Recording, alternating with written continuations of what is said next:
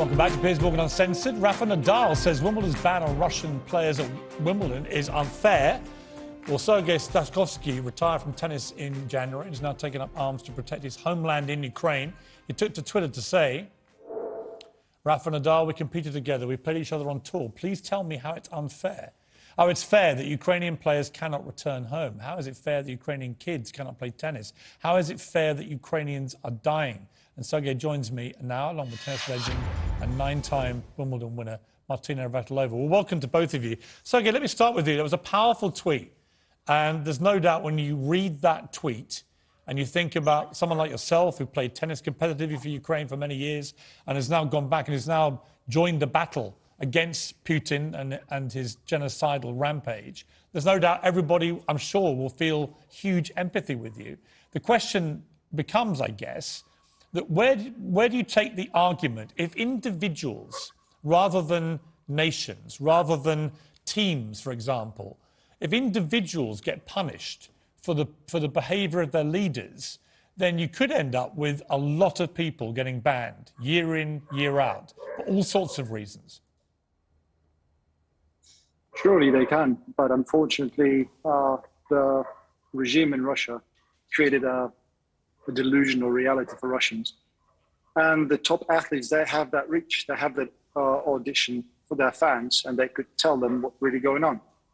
And honestly, if the Russian players and Belarusian players would come out and say publicly they condemn the invasion, that they would really say that they're against the war, there'll be something, everybody would then consider about banning, but they're staying silent.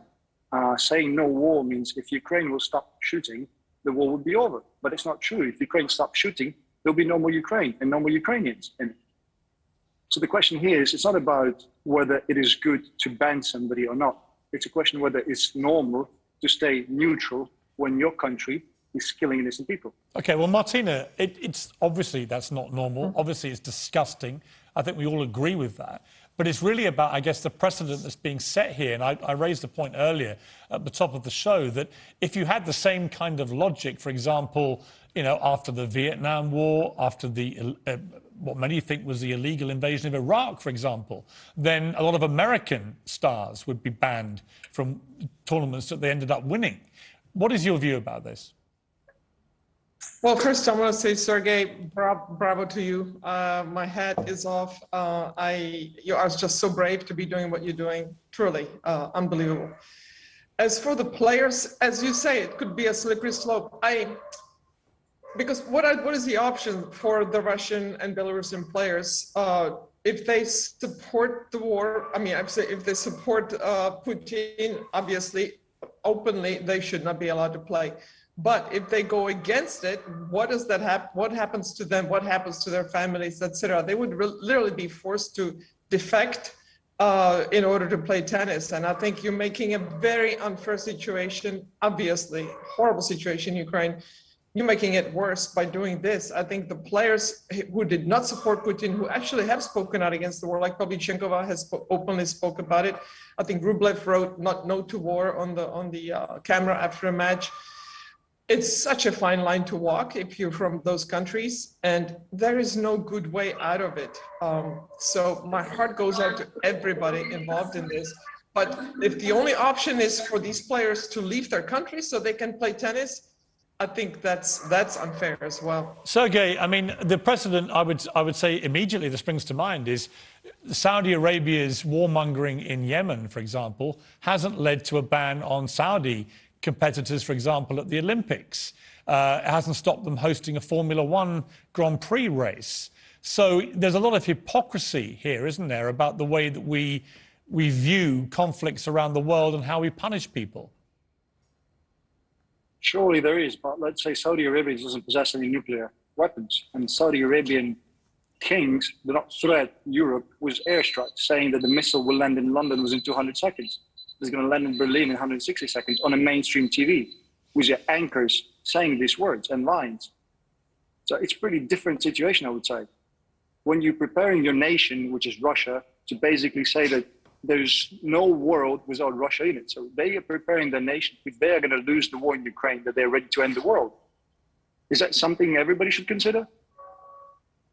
I mean, I've got to be honest with you. I think, Martina, it's a very complicated issue. I actually thought long and hard over the last day or so about what I thought about this once I heard about this ban from Wimbledon. I understand that Wimbledon, for example, they're really doing it at the behest of the British government and the heavy sanctions they brought in. They're sort of taking their lead from the government, which some people might think is a bit cowardly of them to stand behind the government, but I can understand them taking the lead in that way. And they wanted to avoid, it's been reported, the potential spectacle of the men's tournament being won by a Russian competitor. And for example, the Duchess of Cambridge, who's the patron of Wimbledon tennis, presenting him with an award and giving Putin a massive propaganda prize. I mean, this is the problem, isn't it? If you do allow them to compete and they win, Putin gets his moment on the world stage. Absolutely. And that's why we should not have been rewarding these horrible countries with international competitions, whether it's the Olympics in China, the World Cup in Qatar, the World Cup in Russia, etc. Saudi Arabia having, as you said, the F1 races. So it legitimizes these governments, and that's not right. On the other hand, tennis is a very individual sport, but it's like it's a no-win situation. I know if I was living in Russia right now, I would probably be moving my family out, as are many people that can leave the country because it's just such a disaster and what they're doing is so wrong. But it is just sad that it would have to come to that. But I think if I were living there, I would probably be doing that. But there's no way of winning this one way or the other. And the loss of life and destruction, and it's just unimaginable. But I don't know if banning players from playing tennis is helpful one way or the other. Sergey, I want to end with you because you've gone back, you've retired earlier this year, you've joined the struggle. What is life like for you in Ukraine? In Ukraine, Kiev is getting better. First 2 weeks were brutal, honestly. Now the Kiev going back to normality because there's no other way. But in general, until the 9th of May, I think is going to be the main time where we will see what's going to happen because Russia is planning to do a full-scale, I don't know, call in arms, I would say. I don't know how it's called in English. And then, unfortunately, for many of us who have been put back into reserves, most likely will have to go back to active duty. So the next 2 weeks are going to be crucial, and we just hope that the world will stay at one piece as it is. Well, we wish you all the very best, Sergey, to you and to your family, and indeed to all Ukrainians.